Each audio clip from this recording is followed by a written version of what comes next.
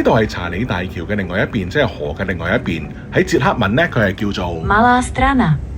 意思係小城區，因為當時咧相對喺河對面嘅舊城區呢個地區係比較細嘅，咁所以咧呢度就叫做小城區啦。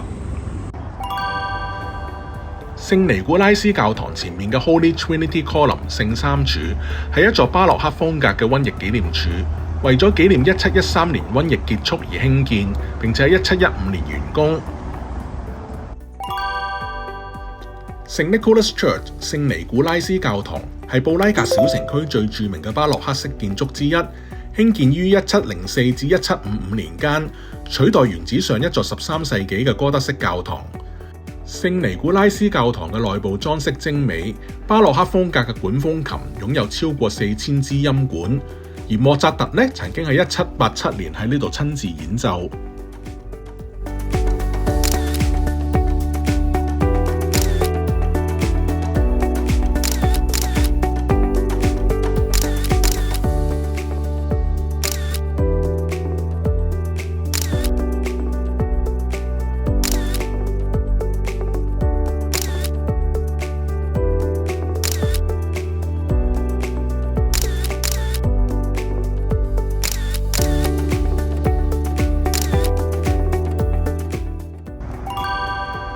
布拉格城堡建於9世紀，係捷克共和國總統嘅官邸及辦公地，亦都係歷代波希米亞國王、神聖羅馬皇帝以及捷克斯洛伐克總統嘅權力象徵。城堡佔地大概7萬平方米，係全球面積最大嘅古城堡之一。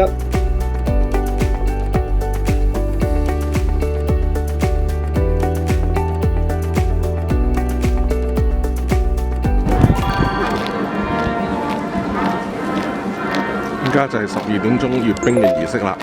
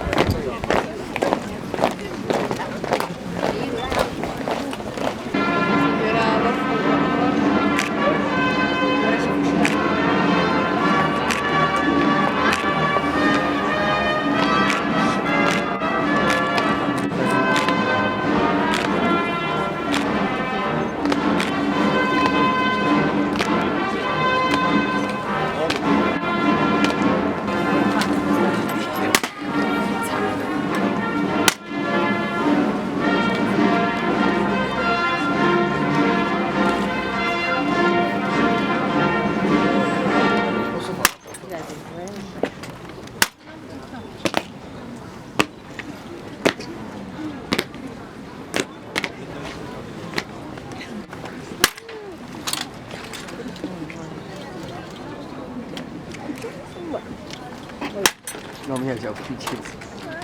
Я впустила. Смотри, как он сходит в будку.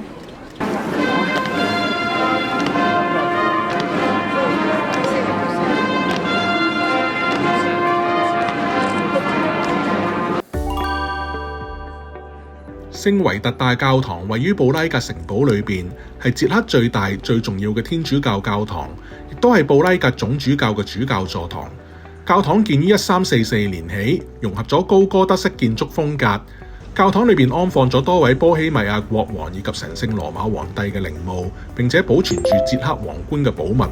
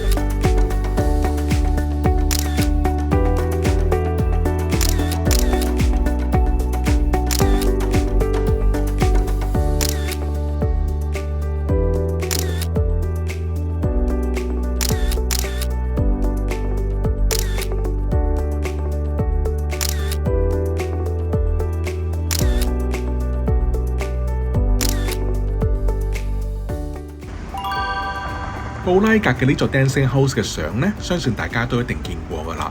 咁佢呢就係1996年起好嘅，望埋嚟呢就好似兩個喺度跳緊舞嘅人形咁樣。咁而家呢座建築裏邊呢就有辦公室啦、餐廳啦、藝術畫廊啦以及酒店。咁雖然佢嘅外形引發爭議，被指同布拉格嗰啲巴洛克式啊、哥德式啊、新藝術嘅風格唔協調、格格不入。咁但係 Dancing House 呢，而家已經成為布拉格現代建築嘅象徵之一。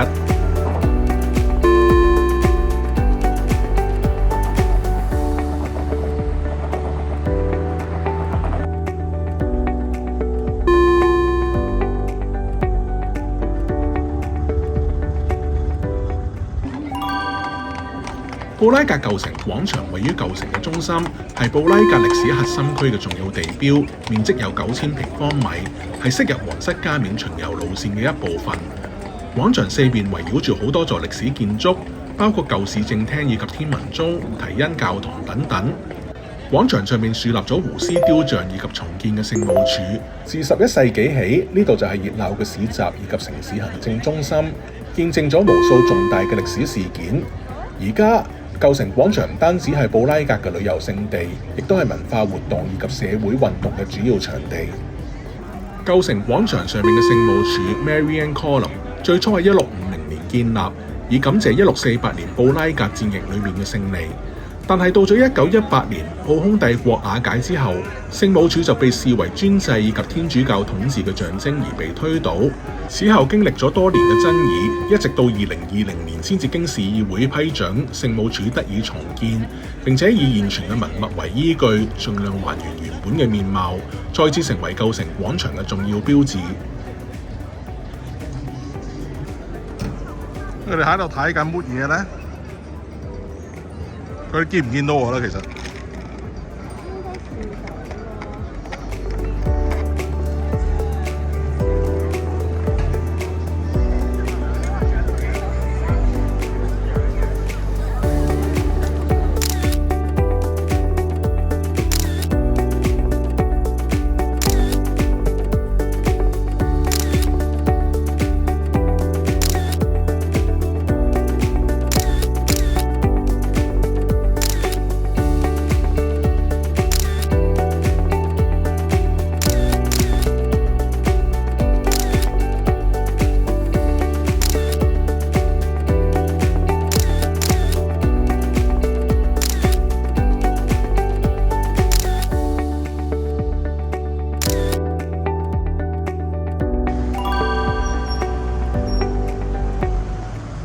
今晚我哋就嚟到位於布拉格市民會館 Obecny Dome 裏邊嘅呢間餐廳食晚飯。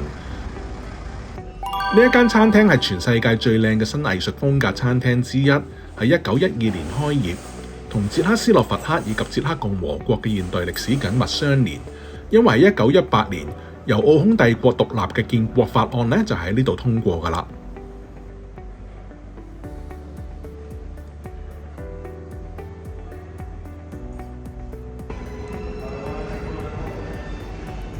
Nice。但係點解冇羹？我覺得有啲，不如我哋飲下都。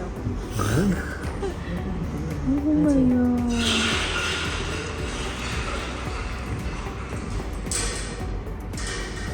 呢個係我想食嗰個湯。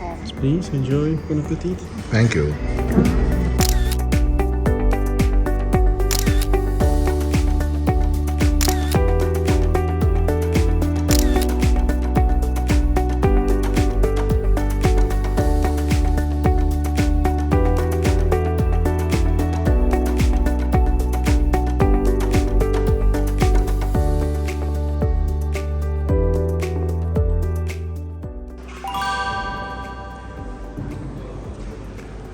Testing 1 2 3 Testing 1 2 3 Testing 1 2 3，唔知錄出嚟錄唔錄到呢？